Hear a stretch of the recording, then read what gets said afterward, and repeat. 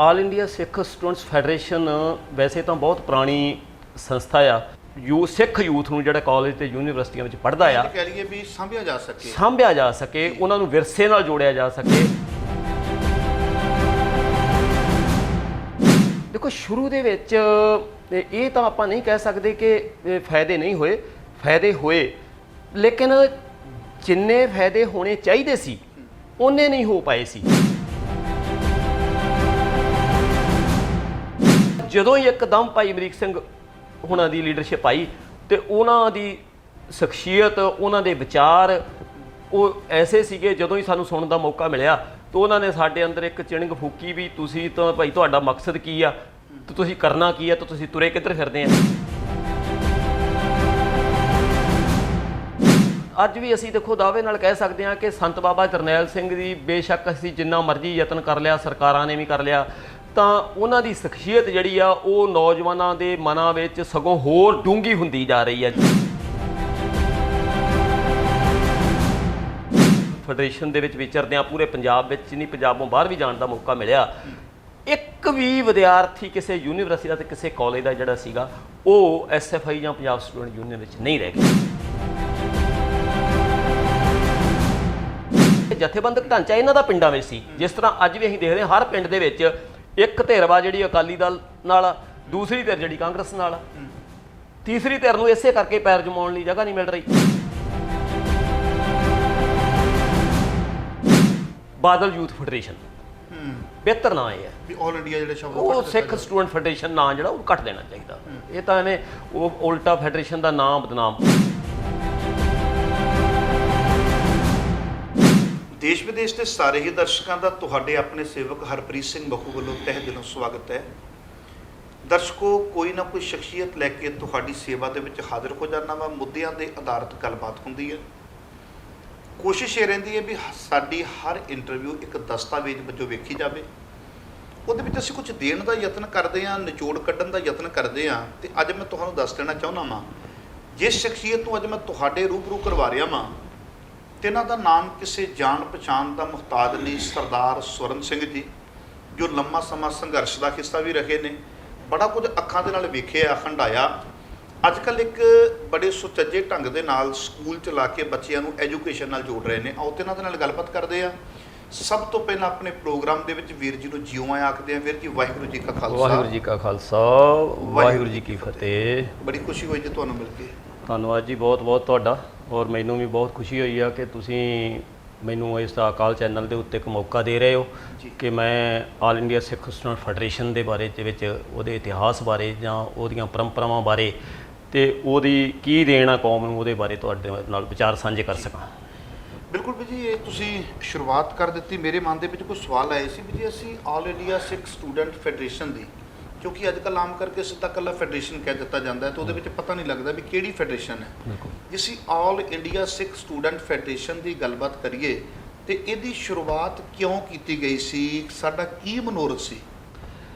ਦੇਖੋ, ਇਹ all India ਸਿੱਖ students federation ਵੈਸੇ ਤਾਂ ਬਹੁਤ ਪੁਰਾਣੀ ਸੰਸਥਾ ਆ ਤੇ ਇਹਦੇ ਜਦੋਂ ਇਹਦਾ ਮੁੱਢ ਕਦੀਮ ਤੋਂ ਆਪਾਂ ਗੱਲ ਕਰਦੇ ਹਾਂ ਇਹਦੀ, ਤਾਂ ਉਦੋਂ ਕੋਈ ਸੂਝਵਾਨ ਸਿੱਖ ਨੌਜਵਾਨਾਂ ਨੇ ਇਕੱਠਿਆਂ ਹੋ ਕੇ, ਕਿਉਂਕਿ ਐਸਾ ਸਮਾਂ ਸੀਗਾ ਉਸ ਵਕਤ ਕਿ ਆਮ ਤੌਰ ਦੇ ਉੱਤੇ ਕਾਲਜਾਂ ਤੇ ਯੂਨੀਵਰਸਿਟੀਆਂ ਦੇ ਵਿੱਚ ਨਾਸਤਕ ਸੋਚ ਵਾਲੀ ਜਿਹੜੀ ਇੱਕ ਲਹਿਰ ਜਿਹੜੀ ਸੀ ਉਹ ਭਾਰੂ ਸੀ। ਉਹ ਵੀ ਇੱਕ ਵਕਤ ਆਇਆ ਸੀ। ਹਾਂਜੀ, ਉਹ ਵੀ ਇੱਕ ਵਕਤ ਸੀਗਾ ਤੇ ਮੋਸਟਲੀ ਜਿਹੜਾ ਯੂਥ ਸੀਗਾ ਉਹ ਉਹਨਾਂ ਨਾਲ, ਜਿਹਨੂੰ ਆਪਾਂ ਨਕਸਲਵਾੜੀ ਲਹਿਰ ਦਾ ਬੜਾ ਜ਼ੋਰ ਰਿਹਾ, ਪ੍ਰਭਾਵ ਰਿਹਾ ਪੰਜਾਬ ਦੇ ਅੰਦਰ ਵੀ, ਉਹਦੇ ਵਿੱਚ ਹੀ ਹੁੰਦਾ ਕੀ ਸੀ ਕਿ ਸ਼ੁਰੂ 'ਚ ਤਾਂ ਉਹ ਨਕਸਲਵਾੜੀ ਲਹਿਰ ਵੱਲ ਨੌਜਵਾਨ ਪ੍ਰਭਾਵਿਤ ਹੋ ਜਾਂਦੇ ਸੀ ਤੇ ਸਮਾਂ ਪੈਣ ਦੇ ਉੱਤੇ ਹੌਲੀ ਹੌਲੀ ਗੁਰੂ ਨਾਲੋਂ ਵੀ ਟੁੱਟ ਜਾਂਦੇ ਸੀ। ਪਰ ਪੰਜਾਬ ਜਿਹੜਾ ਆ, ਕਿਉਂਕਿ ਆਮ ਤੌਰ ਤੇ ਕਿਹਾ ਜਾਂਦਾ ਜਿਉਂਦਾ ਗੁਰਾਂ ਦੇ ਨਾਂ ਤੇ, ਇਸ ਗੱਲ ਨੂੰ ਮੁੱਖ ਰੱਖਦਿਆਂ ਕੁਝ ਸਿੱਖ ਨੌਜਵਾਨ ਵਿਦਿਆਰਥੀਆਂ ਨੇ ਫੈਡਰੇਸ਼ਨ ਦਾ ਜਿਹੜਾ ਹੈ ਆਰਗੇਨਾਈਜ਼ ਕੀਤਾ, ਫੈਡਰੇਸ਼ਨ ਨੂੰ ਕਾਲਜਾਂ ਯੂਨੀਵਰਸਿਟੀਆਂ ਦੇ ਵਿੱਚ। ਔਰ ਇਸੇ ਤਰ੍ਹਾਂ ਹੀ ਉਹ ਫੈਡਰੇਸ਼ਨ ਦਾ ਮਕਸਦ ਜਿਹੜਾ ਸੀ ਮੁੱਖ, ਉਹ ਇਹੀ ਸੀ ਕਿ ਸਿੱਖ ਯੂਥ ਨੂੰ ਜਿਹੜਾ ਕਾਲਜ ਤੇ ਯੂਨੀਵਰਸਿਟੀਆਂ ਵਿੱਚ ਪੜ੍ਹਦਾ ਆ, ਕਹਿ ਲਈਏ ਵੀ ਸਾਂਭਿਆ ਜਾ ਸਕੇ, ਉਹਨਾਂ ਨੂੰ ਵਿਰਸੇ ਨਾਲ ਜੋੜਿਆ ਜਾ ਸਕੇ, ਉਹਨਾਂ ਨੂੰ ਸਿੱਖ ਪਰੰਪਰਾਵਾਂ ਨਾਲ, ਸਿੱਖ ਸਿਧਾਂਤ ਨਾਲ ਜੋੜ ਕੇ ਰੱਖਿਆ ਜਾ ਸਕੇ ਤਾਂ ਜੋ ਉਹ ਸਿੱਖੀ ਤੋਂ ਦੂਰ ਨਾ ਜਾਣ। ਜੀ, ਇਹਦੀ ਜਿਵੇਂ ਸ਼ੁਰੂਆਤ ਹੋਈ ਸੀ ਜਿਸ ਹਿਸਾਬ ਨਾਲ ਤੁਸੀਂ ਦੱਸਿਆ, ਫਿਰ ਸ਼ੁਰੂਆਤ ਤੋਂ ਬਾਅਦ ਆਪਾਂ ਕੋਈ ਵੀ ਕੰਮ ਸ਼ੁਰੂ ਕਰਦੇ ਹਾਂ, ਹਾਂਜੀ ਮੰਨ ਲਓ ਫਸਲ ਅੱਜ ਮੈਂ ਬੀਜੀ ਹੈ ਤੇ ਉਦੋਂ ਮੈਂ ਰਿਜ਼ਲਟ ਲੱਭਦਾ ਹਾਂ, ਬਿਲਕੁਲ। ਜੇ ਉਹਦੇ ਵਿੱਚ ਮੈਨੂੰ ਰਿਜ਼ਲਟ ਨਹੀਂ ਮਿਲੇਗਾ ਤੇ ਮੈਂ ਅਗਲੇ ਸਾਲ ਉਹ ਫਸਲ ਕਿਉਂ ਬੀਜਾਂਗਾ? ਸਵਾਲ ਹੈ ਕਿ ਮੇਰਾ, ਮੈਂ ਕੋਈ ਬਿਜ਼ਨਸ ਸ਼ੁਰੂ ਕਰਦਾ ਮੈਂ ਉਹਦਾ ਮੈਨੂੰ ਰਿਜ਼ਲਟ ਨਹੀਂ ਮਿਲਦਾ, ਮੈਂ ਅਗਲੀ ਵਾਰੀ ਕਿਉਂ ਕਰਾਂਗਾ? ਤੇ ਜੇ ਆਲ ਇੰਡੀਆ ਸਿੱਖ ਸਟੂਡੈਂਟ ਫੈਡਰੇਸ਼ਨ, ਜਿਵੇਂ ਤੁਸੀਂ ਦੱਸਿਆ ਵੀ ਸ਼ੁਰੂਆਤ ਇਸ ਕਰਕੇ ਹੋਈ ਸੀ ਵੀ ਆਪਣਾ ਯੂਥ ਸਾਂਭਿਆ ਜਾਵੇ, ਬੱਚਿਆਂ ਨੂੰ ਵਿਰਸੇ ਨਾਲ ਜੋੜਿਆ ਜਾਵੇ, ਵਿਰਾਸਤ ਨਾਲ ਜੋੜਿਆ ਜਾਵੇ, ਇਹਨੂੰ ਦੱਸਿਆ ਜਾਵੇ ਵੀ ਆਪਾਂ ਰਾਜ ਭਾਗ ਵਾਲੇ ਸਾਂ, ਬਿਲਕੁਲ ਅੱਜ ਵੀ ਸਾਡੇ ਅੰਦਰ ਉਹ ਸਰਦਾਰੀ ਕਾਇਮ ਰੱਖਣੀ ਹੈ। ਕਿਉਂਕਿ ਉਸ ਜਿਹੜੀ ਲਹਿਰ ਦੀ ਤੁਸੀਂ ਗੱਲ ਕਰਦੇ ਹੋ, ਉਸ ਲਹਿਰ ਦੇ ਵਿੱਚ ਇਕੱਲਾ ਯੂਥ ਹੀ ਪ੍ਰਭਾਵਿਤ ਨਹੀਂ ਹੋਇਆ, ਵੱਡੀਆਂ ਵੱਡੀਆਂ ਕਲਮਾਂ ਵੀ ਪ੍ਰਭਾਵਿਤ ਹੋਈਆਂ, ਕਲਮਾਂ ਵੀ ਪ੍ਰਭਾਵਿਤ ਹੋਈਆਂ, ਲਿਖਾਰੀਆਂ ਨੇ ਬਹੁਤ ਕੁਝ ਲਿਖ ਛੱਡਿਆ ਸੀ। ਬਾਅਦ ਵਿੱਚ ਆ ਕੇ ਸਮਾਂ ਪਾ ਕੇ ਜਦੋਂ ਲਹਿਰ ਨੱਪੀ ਗਈ ਤੇ ਫਿਰ ਉਹਨਾਂ ਨੇ ਆਪਣੇ ਤਰੀਕੇ ਨਾਲ ਮਾਫੀਆਂ ਵੀ ਮੰਗੀਆਂ। ਉਸ ਤੋਂ ਬਾਅਦ ਗੁਰੂ ਗੋਬਿੰਦ ਸਿੰਘ ਪਾਤਸ਼ਾਹ ਮਹਾਰਾਜ ਜੀ ਦੇ ਜੋ ਚਲਾਈ ਹੋਈ ਲਹਿਰ ਦੀ ਗੱਲਬਾਤ ਵੀ ਕੀਤੀ ਹੈ। ਪਰ ਜਦੋਂ ਤੁਸੀਂ ਜਿਵੇਂ ਦੱਸਿਆ ਵੀ ਬੜੀ ਪੁਰਾਣੀ ਚੱਲੀ ਸੀ, ਇਹਦੇ ਕੋਲ ਰਿਜ਼ਲਟ ਵੀ ਨਿਕਲੇ, ਕੋਈ ਫਾਇਦੇ ਹੋਏ ਕੌਮ ਨੂੰ? ਦੇਖੋ ਸ਼ੁਰੂ ਦੇ ਵਿੱਚ ਇਹ ਤਾਂ ਆਪਾਂ ਨਹੀਂ ਕਹਿ ਸਕਦੇ ਕਿ ਫਾਇਦੇ ਨਹੀਂ ਹੋਏ, ਫਾਇਦੇ ਹੋਏ, ਲੇਕਿਨ ਜਿੰਨੇ ਫਾਇਦੇ ਹੋਣੇ ਚਾਹੀਦੇ ਸੀ ਉਹਨੇ ਨਹੀਂ ਹੋ ਪਾਏ ਸੀ। ਕਿਉਂਕਿ ਉਸ ਵਕਤ ਚਾਹੇ ਉਹ ਪੁਰਾਣੇ ਜਿਹੜੇ ਮੋਢੀ ਜਿਹੜੇ ਫੈਡਰੇਸ਼ਨ ਦੇ ਆਗੂ ਸੀਗੇ, ਉਹਨਾਂ ਦੇ ਵਿੱਚੋਂ ਉਹਨਾਂ ਨੇ ਜਿਸ ਤਰੀਕੇ ਨਾਲ ਵੀ ਯਤਨ ਕੀਤਾ, ਲੇਕਿਨ ਉਹਨਾਂ ਨੂੰ ਕੋਈ ਇਹੋ ਜਿਹੀ ਲੀਡਰਸ਼ਿਪ, ਇਹੋ ਜਿਹੀ ਕੋਈ ਸਰਪ੍ਰਸਤੀ ਜਿਹੜੀ ਨਾ ਮਿਲ ਪਾਈ, ਜਿਹੜੀ ਕਿ ਉਹਨਾਂ ਨੂੰ, ਕਿਉਂਕਿ ਕਿਸੇ ਵੀ ਜਥੇਬੰਦੀ ਨੂੰ ਚਲਾਉਣ ਵਾਸਤੇ ਮੁੱਖ ਤੌਰ ਦੇ ਉੱਤੇ ਪੈਸਾ ਜਿਹੜਾ ਹੈ ਉਹ ਪ੍ਰਮੁੱਖ ਰੋਲ ਨਿਭਾਉਂਦਾ ਆ। ਤੇ ਉਹ ਨੌਜਵਾਨ ਜਿਹੜੇ ਕਿ ਉਸ ਵਕਤ ਪੰਜਾਬ ਦੇ ਵਿੱਚ ਵੈਸੇ ਵੀ ਬੜੀ ਗਰੀਬੀ ਸੀਗੀ, ਤੇ ਉਹ ਨੌਜਵਾਨ ਜਿਹੜੇ ਸੀ, ਮੋਢੀ ਜਿਹੜੇ ਸੀ ਫੈਡਰੇਸ਼ਨ ਦੇ, ਉਹਨਾਂ ਦੀ ਆਣ ਕੇ ਟੇਕ ਜਿਹੜੀ ਸੀ ਓਵਰਆਲ ਸਾਰੀ ਕਰਾ ਕੇ ਆਣ ਕੇ ਸ਼੍ਰੋਮਣੀ ਕਮੇਟੀ ਤੇ ਟਿਕ ਜਾਂਦੀ ਸੀ। ਤੇ ਸ਼੍ਰੋਮਣੀ ਕਮੇਟੀ ਦੇ ਜਿਹੜੇ ਆਗੂ ਸੀ ਜਾਂ ਅਕਾਲੀ ਦਲ ਦੇ ਜਿਹੜੇ ਆਗੂ ਸੀ, ਕਿਉਂਕਿ ਸ਼੍ਰੋਮਣੀ ਕਮੇਟੀ ਆਮ ਤੌਰ ਤੇ ਅਕਾਲੀ ਦਲ ਹੀ ਚਲਾਉਂਦਾ ਰਿਹਾ ਸੀ, ਅਕਾਲੀ ਦਲ ਦੇ ਜਿਹੜੇ ਆਗੂ ਸੀਗੇ ਉਹ ਉਹਨਾਂ ਨੂੰ ਇੱਕ ਤਰ੍ਹਾਂ ਨਾਲ ਪੈਸੇ ਦੇ ਰਾਹੀਂ ਹੀ ਦਬੈਲ ਬਣਾ ਕੇ ਰੱਖਦੇ ਸੀ। ਲੇਕਿਨ ਇਸੇ ਕਰਕੇ ਹੀ ਉਹ ਰੋਲ ਨਹੀਂ ਸੀ ਉਹ ਕਰ ਪਾਏ ਨੌਜਵਾਨ, ਜਿਹੜਾ ਉਹਨਾਂ ਨੂੰ ਕਰ ਪਾਉਣਾ ਚਾਹੀਦਾ ਸੀ। ਵੀ ਸਾਧਨਾਂ ਦੀ ਕਿਤੇ ਨਾ ਕਿਤੇ ਕਮੀ ਰੜਕਦੀ ਰਹੀ ਫੈਡਰੇਸ਼ਨ ਨੂੰ ਮੁੱਢਲੇ ਦੌਰ 'ਚ। ਸ਼੍ਰੋਮਣੀ ਗੁਰਦੁਆਰਾ ਪ੍ਰਬੰਧਕ ਕਮੇਟੀ ਉਸ ਵੇਲੇ ਮੋਢੇ ਨਾਲ ਮੋਢਾ ਜੋੜ ਕੇ ਤੁਰ ਪੈਂਦੀ ਤੇ ਫਿਰ ਰਿਜ਼ਲਟ ਕੀ ਨਿਕਲਦਾ? ਫਿਰ ਇਹ ਸੀਗੇ ਉਹ ਜਿਹੜਾ ਉਭਾਰ ਫੈਡਰੇਸ਼ਨ ਦੇ ਵਿੱਚ ਭਾਈ ਅਮਰੀਕ ਸਿੰਘ ਦੀ ਪ੍ਰਧਾਨਗੀ ਵੇਲੇ ਆਇਆ, ਉਹ ਤਾਂ ਨਹੀਂ ਕਹਿ ਸਕਦੇ, ਕਿਉਂਕਿ ਇੱਕ ਵੱਡੀ ਸ਼ਖਸੀਅਤ ਦੀ ਸਰਪ੍ਰਸਤੀ ਸੀ ਸੰਤ ਬਾਬਾ ਜਰਨੈਲ ਸਿੰਘ ਜੀ ਖਾਲਸਾ ਪਿੰਡਰਾਂ ਵਾਲਿਆਂ ਦੀ ਮਿਲ ਗਈ ਫੈਡਰੇਸ਼ਨ ਨੂੰ। ਹੋ ਸਕਦਾ ਉਸ ਤੋਂ ਬਿਹਤਰ। ਇਹ ਮੇਰਾ ਇੱਕ ਹੋਰ ਸਵਾਲ ਦੇ ਵਿੱਚੋਂ ਸਵਾਲ ਨਿਕਲਿਆ ਹੈ। ਹਾਂਜੀ, ਜਿਹੜੀ ਆਲ ਇੰਡੀਆ ਸਿੱਖ ਸਟੂਡੈਂਟ ਫੈਡਰੇਸ਼ਨ ਹੈ, ਇਹ ਚਲਾਈ ਤੇ ਇਸ ਕਰਕੇ ਸੀ ਵੀ ਯੂਥ ਕਾਲਜ ਦੇ ਵਿੱਚੋਂ ਸਾਂਭਿਆ ਜਾਵੇ, ਯੂਨੀਵਰਸਿਟੀ ਦੇ ਵਿੱਚੋਂ ਸਾਂਭਿਆ ਜਾਵੇ। ਬਿਲਕੁਲ। ਫਿਰ ਇਹ ਜਿਹੜੀ ਫੈਡਰੇਸ਼ਨ ਹੈ ਬਾਬਾ ਜਰਨੈਲ ਸਿੰਘ ਗਰੁੱਪ ਦੇ ਨਾਲ ਕਿਵੇਂ ਜੁੜਦੀ ਹੈ? ਦੇਖੋ, ਜਦੋਂ ਅਸੀਂ ਇਹਨੂੰ ਫੈਡਰੇਸ਼ਨ ਦੇ ਇਤਿਹਾਸ ਨੂੰ ਪਿੱਛੇ ਵਾਚਦੇ ਹਾਂ ਨਾ, ਭਾਈ ਅਮਰੀਕ ਸਿੰਘ ਦੀ ਪ੍ਰਧਾਨਗੀ ਤੋਂ ਪਹਿਲਾਂ, ਤਾਂ ਇਹਦੇ ਵਿੱਚ ਬਹੁਤਾ ਯੂਥ ਜਿਹੜਾ ਸੀ ਨਾ ਉਹ ਸ਼ਹਿਰੀ ਖੇਤਰ ਚੋਂ ਜੁੜਦਾ ਸੀ। ਤੇ ਸ਼ਹਿਰੀ ਖੇਤਰ ਦਾ ਯੂਥ ਜਿਹੜਾ ਸੀਗਾ, ਉਹਨਾਂ ਦੀਆਂ ਐਕਟੀਵਿਟੀਜ਼ ਜਿਹੜੀਆਂ ਸੀਗੀਆਂ, ਠੀਕ ਹੈ, ਇਹ ਨਹੀਂ ਆਪਾਂ ਉਹਨਾਂ ਨੂੰ ਨਕਾਰ ਨਹੀਂ ਸਕਦੇ, ਪਰ ਉਹਨਾਂ ਦੀਆਂ ਸਰਗਰਮੀਆਂ ਜਿਹੜੀਆਂ ਸੀ ਬੜੀਆਂ ਸੀਮਿਤ ਹੁੰਦੀਆਂ ਸੀਗੀਆਂ। ਉਹਨਾਂ ਨੇ ਆਪਣੇ ਵਿੱਤ ਮੂਜਬ ਅੱਛੇ ਕੰਮ ਵੀ ਕੀਤੇ, ਪਰ ਉਹ ਕਿਉਂਕਿ ਉਹਨਾਂ ਦੀਆਂ ਜਿਹੜੀ ਗਾਈਡਲਾਈਨ ਸੀਗੀ ਉਹ ਸੀਗੀ ਸ਼੍ਰੋਮਣੀ ਕਮੇਟੀ ਤੇ ਅਕਾਲੀ ਦਲ, ਉਹ ਇਸ ਕਰਕੇ ਸ਼੍ਰੋਮਣੀ ਕਮੇਟੀ ਤੇ ਅਕਾਲੀ ਦਲ ਜਿਹੜਾ ਨਕਾਰਾਤਮਕ ਰੋਲ ਸੀਗਾ, ਉਹਦੇ ਤੋਂ ਅੱਗੇ ਉਹ ਪਲਾਂਘ ਨਹੀਂ ਸੀ ਪੁੱਟ ਸਕਦੇ, ਜਿਹਦੇ ਕਾਰਨ ਫੈਡਰੇਸ਼ਨ ਜਿਹੜਾ ਜਿਸ ਕਾਰਜ ਲਈ ਸਿਰਜੀ ਗਈ ਸੀ ਉਹ ਰੋਲ ਉਹ ਅਦਾ ਕਰ ਨਹੀਂ ਸੀ ਭਾਈ। ਜਦੋਂ ਹੀ ਮੁੜ ਕੇ ਭਾਈ ਅਮਰੀਕ ਸਿੰਘ ਦੀ ਪ੍ਰਧਾਨਗੀ ਆਈ, ਕਿਉਂਕਿ ਫੈਡਰੇਸ਼ਨ, ਜਦੋਂ ਅਸੀਂ ਤੱਤ ਗੁਰਮਤਿ ਦੀ ਗੱਲ ਕਰਦੇ ਹਾਂ ਨਾ, ਅਕਾਲੀ ਦਲ ਸਦਾ ਹੀ ਜਿਹੜਾ ਆ, ਮੈਂ ਸਮਝਦਾ ਕਿ ਮੁੱਢਲੇ ਦੌਰ ਤੋਂ ਲਾ ਲਓ, ਜਦੋਂ ਹੀ ਆਪਾਂ 52 ਦੀ ਗੱਲ ਜਾਂ 53 ਦੀ ਲਾਉਨੇ ਆ, ਜੋ ਪੰਜਾਬੀ ਸੂਬੇ ਮੋਰਚੇ ਦੀ ਗੱਲ, ਕਦੇ ਅਰਦਾਸ ਕਰਕੇ ਭੱਜ ਜਾਣਾ, ਅਕਾਲ ਤਖਤ ਤੇ ਹਮਨ ਕੁੰਡ ਬਣਾ ਲੈਣੇ, ਇਸ ਦੌਰ ਦੇ ਵਿੱਚ ਹੀ ਫੈਡਰੇਸ਼ਨ ਕਿਹਦੇ ਕੋਲ ਅਗਵਾਈ ਲੈ ਸਕਦੀ ਸੀ। ਇਸ ਕਰਕੇ ਜਦੋਂ ਤੱਤ ਗੁਰਮਤਿ ਤੋਂ ਲਾਂਭੇ ਅਕਾਲੀ ਦਲ ਹੀ ਚੱਲ ਗਿਆ, ਤਾਂ ਨੈਚੁਰਲੀ ਸੀ ਕਿ ਫੈਡਰੇਸ਼ਨ ਵੀ ਉਹਦੇ ਅੰਦਰ ਹੀ ਚੱਲਦੀ, ਦਾਇਰੇ 'ਚ ਚੱਲਦੀ ਰਹੀ।